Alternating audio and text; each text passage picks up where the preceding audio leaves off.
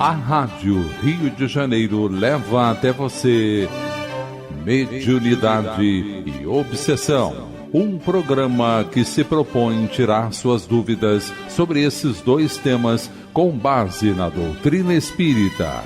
Apresentação: Moisés Santos.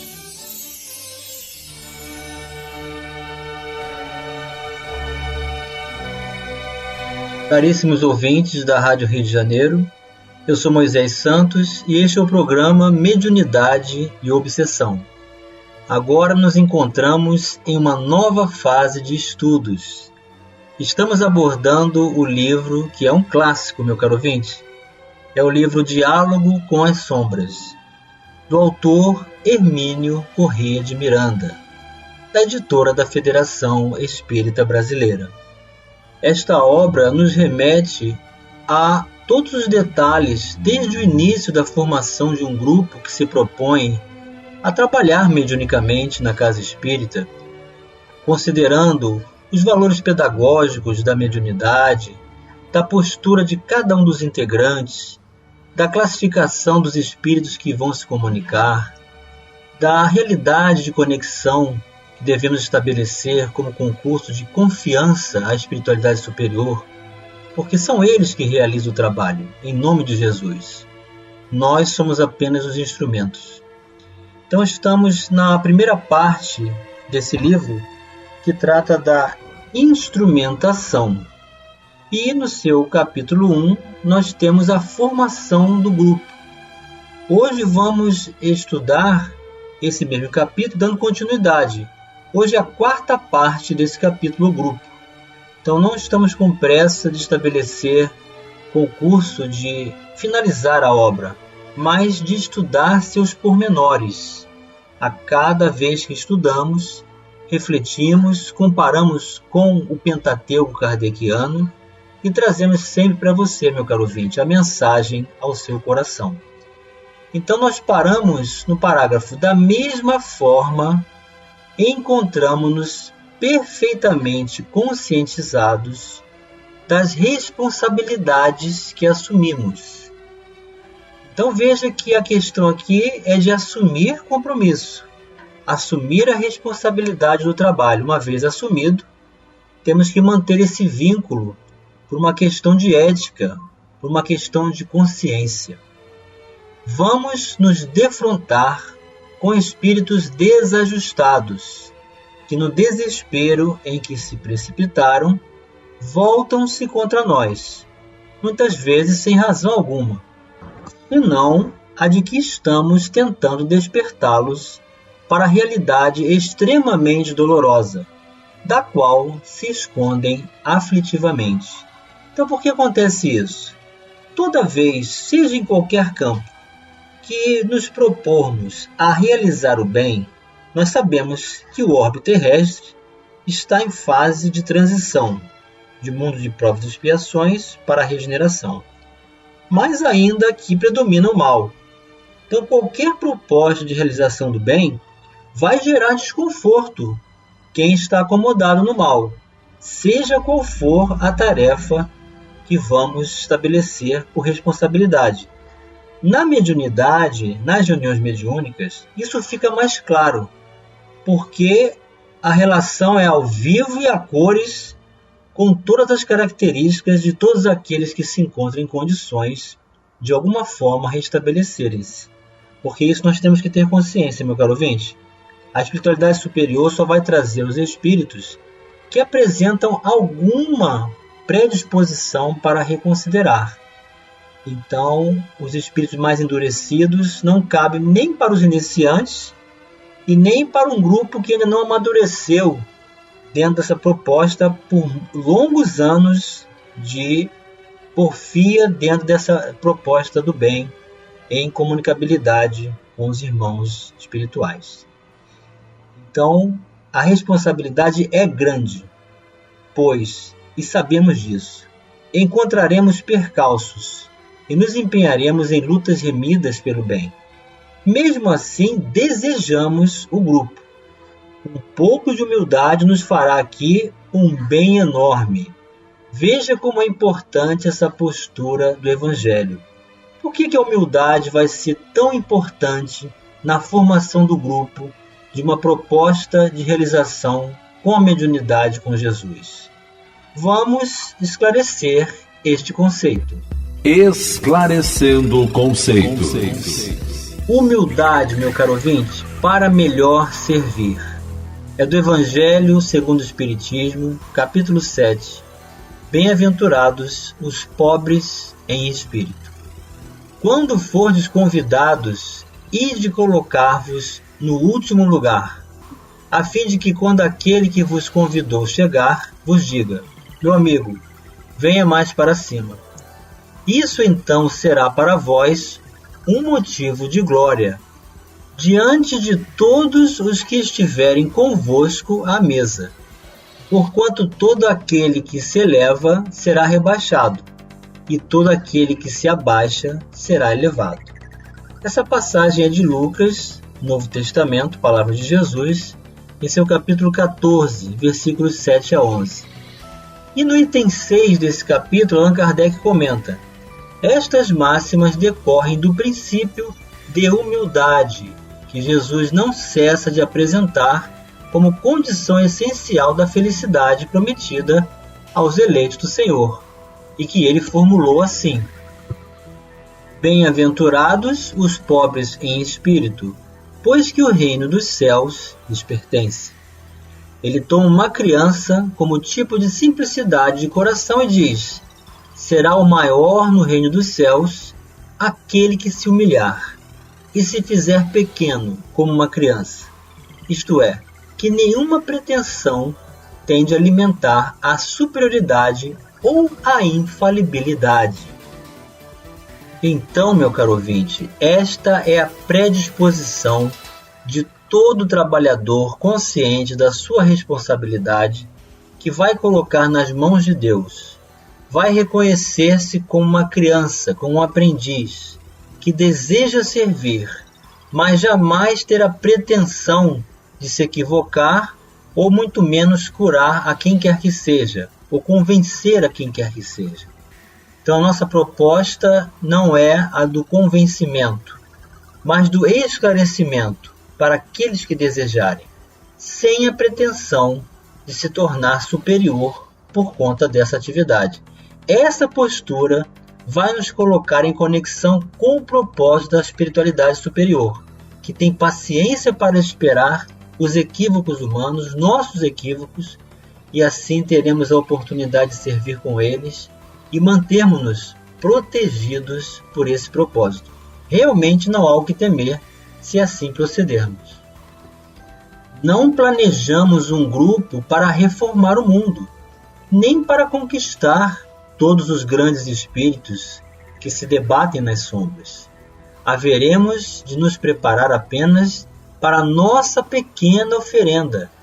Os orientadores espirituais saberão o que fazer dela, porque muito melhor do que nós estão em condições de avaliar as nossas forças, recursos, possibilidades e intenções, bem como as nossas fraquezas. O planejamento é realizado no mundo espiritual. A nós encarnados caberá executá-lo dentro das nossas limitações. Então aqui está bem claro a postura do trabalhador no campo da mediunidade, na casa espírita, na formação do grupo, de uma proposta de estabelecer a aprendizagem, de ser útil e de reconhecer os seus limites, e não achar que é infalível, nem superior, e muito menos que vai resolver o problema do mundo. Este não é o objetivo. Nosso objetivo é servir e aprender. De tudo isto estamos conscientes. Tudo isto aceitamos. Resta o compromisso do amor fraterno, que não pode ser parcial, condicionado, a meio coração, reservado. Tem de ser total.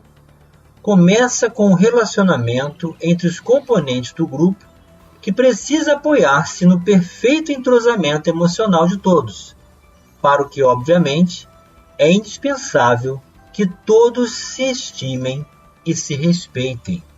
Então esse respeito, essa estima, tem que começar do próprio grupo, dos próprios encarnados. Nós temos que estabelecer esse concurso sem distinção. O Evangelho vai ser colocado no ideal acima de qualquer outra condição. Sem isso, impraticável seria doar o amor de que necessitam os irmãos desencarnados que nos procuram, movidos pela esperança secreta de que os conquistemos para as alegrias do amor fraterno.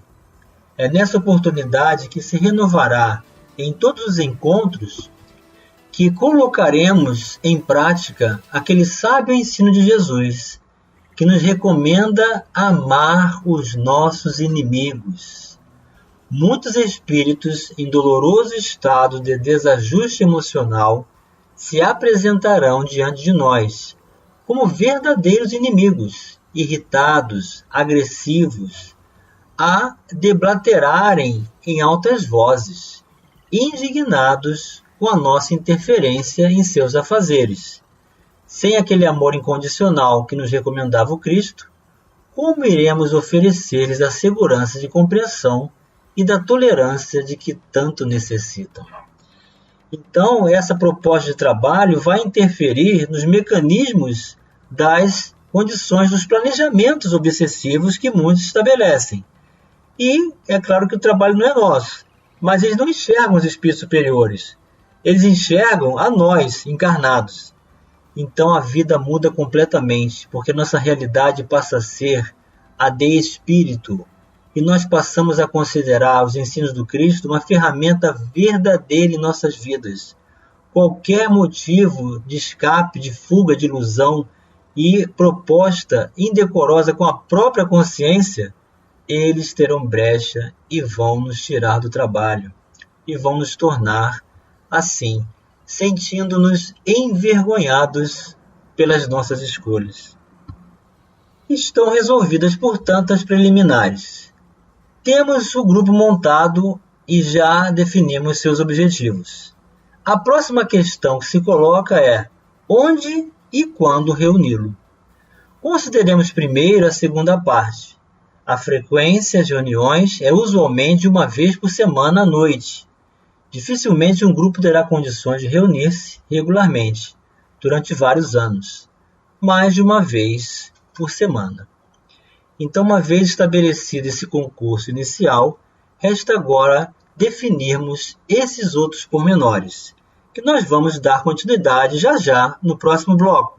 Participe do programa Mediunidade e Obsessão, enviando sua sugestão ou pergunta para o e-mail meo@radioriodejaneiro.am.br ou pelo WhatsApp 984867633 aos cuidados de Moisés Santos. A Rádio Rio de Janeiro está apresentando Mediunidade e Obsessão. Caríssimos ouvintes da Rádio Rio de Janeiro, voltamos agora para o segundo bloco do nosso programa de hoje. Estamos na primeira parte do livro Diálogo com as Sombras, que trata da instrumentação. É a formação dos componentes no grupo que vai trabalhar mediunicamente em uma reunião de desobsessão. E estamos agora traçando e definindo objetivos e propostas do grupo que já está nascendo nesse propósito de amor, de luz, na postura humilde de aprendizes, de crianças espirituais que desejam servir e aceitar o concurso do trabalho com Jesus. Então, todos ou quase todos os seus componentes têm compromissos sociais, familiares e profissionais, que tornam impraticável reuniões mais frequentes. A noite é escolhida justamente porque a partir de certa hora estão todos com as tarefas do dia concluídas. Uma boa sugestão seria reservar para os trabalhos mediúnicos a segunda-feira, a partir de 20 horas ou 20h30, com duração máxima de 2 horas. Justifiquemos a escolha da segunda-feira. É que ela sucede ao repouso mais longo do fim de semana, quando já tivemos a oportunidade de nos refazer das canseiras dos dias de atividade, tanto profissional quanto no próprio grupo. Isto é especialmente válido para os médios, nos quais o desgaste psíquico é sempre grande nos dias em que atuam. Na verdade, este dia vai ter que ser um consenso entre o grupo. Na casa espírita em que eu frequento atualmente, a Casa de Jesus Gonçalves, a realização da reunião mediúnica Desobsessão é sempre às sextas-feiras. E o mentor já se comunicou dizendo que colocou justamente a proposta de sexta-feira para colocar à prova aqueles que consideram a necessidade ilusória de viver no mundo nas idas das noites ou das boêmias das sextas-feiras, ter que substituir pela reunião mediúnica. Então, é um desafio para aqueles que ainda se encontram com essa necessidade. Então, cada grupo tem que escolher a sua condição, estabelecer como recurso o conjunto, a harmonia, o consenso entre todos. O autor aqui está dando uma sugestão e uma razão, que pode ser seguida ou não. Outro aspecto da questão diz respeito ao local. As sessões podem ser realizadas em casa ou convém buscar outro local, de preferência um centro, com acomodações especiais. Então aqui cabe nós considerarmos que nessa época, esse livro foi escrito no século XX, na metade do século XX. Então não existiam tantas casas espíritas. E os espíritas eram perseguidos pela polícia. Você sabe, meu caro ouvinte, que essa ata que muitas casas espíritas mantêm hoje, por escrevermos o nome para fazer um sorteio no final da reunião e ganharmos uma obra espírita da biblioteca, na verdade isso vem de uma imposição por lei para estabelecer e conhecer quem está frequentando a casa espírita para ser objeto de investigação da polícia. Então muitas pessoas não iam para a casa espírita e nem criavam centros espíritas. Faziam reuniões de suas próprias casas. Mas hoje nós temos as casas espíritas para a realização dessa tarefa com Jesus, um local mais apropriado, onde a espiritualidade vai reservar aparelhos, vai reservar condições do laboratório do mundo invisível e não vai ter interferência dos nossos lares como conduta diária, que vai interferir nessa proposta, diminuindo a qualidade do atendimento. Alguns confrades temem a realização de trabalhos de desobsessão em casa com receio da influência negativa dos espíritos desarmonizados que são atraídos. A questão é delicada e não pode ser respondida sumariamente sim ou não. Há uma porção de condicionantes. Se for possível um local apropriado, um centro espírita bem orientado, o trabalho deve ser feito aí. Então aqui está a opinião sincera do autor, demonstrando que realmente a prática deve ser feita em local apropriado e reservado somente para essa atividade.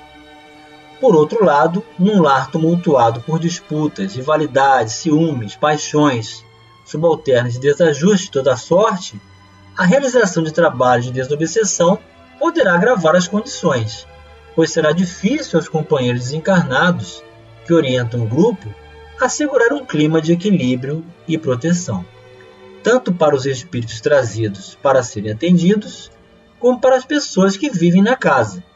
Num lar normal, porém, o trabalho mediúnico equilibrado e bem dirigido, sob a proteção de orientadores espirituais competentes e esclarecidos, pode funcionar sem problemas e até com benefícios para a vida doméstica. E isso não exclui a necessidade de vigilância e atenta observação, pois é evidente que espíritos infelicitados, pela desarmonia interior, tenderão sempre a transmitir sua perturbação àqueles aos quais tiverem acesso, ou seja, àqueles que deixarem cair suas guardas, criando brechas por onde penetram emissões negativas e inquietantes. Mas isto acontece, haja ou não haja grupo mediúnico reunido em casa. o que nos defende da investida de companheiros infelizes das sombras não é a realização de sessões bem distantes do local onde vivemos. É a prece, são as boas intenções, é o desejo de purificar-se, de aperfeiçoar-se e de servir. Para cobrar nossos compromissos, os espíritos desajustados nos buscam em qualquer lugar, até nas profundezas de esconderijos mais abjetos na carne, ou nas furnas do mundo espiritual inferior. Então aqui está um raciocínio bem claro do autor, mostrando que não é porque fazemos a reunião na casa espírita que estamos isentos dos nossos lares de receber essas interferências. Também temos que fazer o culto do Evangelho no lar e temos que viver de conformidade com a consciência, porque uma vida dupla vai ser facilmente reconhecida por eles, e nós não vamos conseguir nos manter no trabalho se assim procedermos. Por outro lado, e isto vai dito com bastante pesar, nem todos os centros oferecem condições ideais para o difícil trabalho da desobsessão. Pode haver casos em que o ambiente psíquico de uma instituição esteja sob a influência de rivalidades, disputas internas, questões de ordem material ou financeira, desorientações ou práticas que a doutrina espírita não endossa e até mesmo condena formalmente. Em tais condições, torna-se muito difícil um trabalho mediúnico sério e responsável. Os espíritos perturbadores poderão encontrar meios para neutralizar tarefas que se anunciam de início promissoras. Não quer isso dizer que não haja proteção e amparo por parte dos espíritos bem-intencionados, que nos assistem, mas em todo relacionamento com o mundo espiritual, há sempre a parte que compete a nós realizar. Essa os espíritos não a farão por nós. Seria o mesmo que mandar os filhos à escola e fazer por eles todos os deveres. E chegou o momento, meu caro ouvinte, de você receber a mensagem ao seu coração. Mensagem ao coração.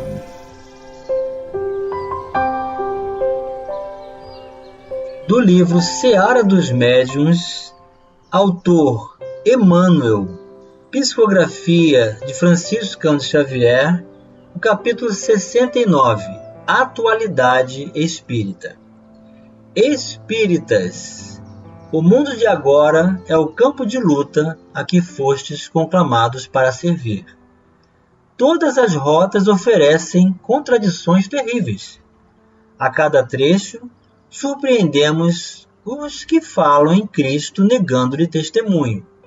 Ouvimos os que pregam desinteresse, agarrando-se à posse, os que se referem à união, disseminando a discórdia, os que exaltam a humildade, embriagando-se de orgulho, e os que receitam sacrifício para uso dos outros, sem se animarem a tocar com um dedo os fardos de trabalho que os semelhantes carregam.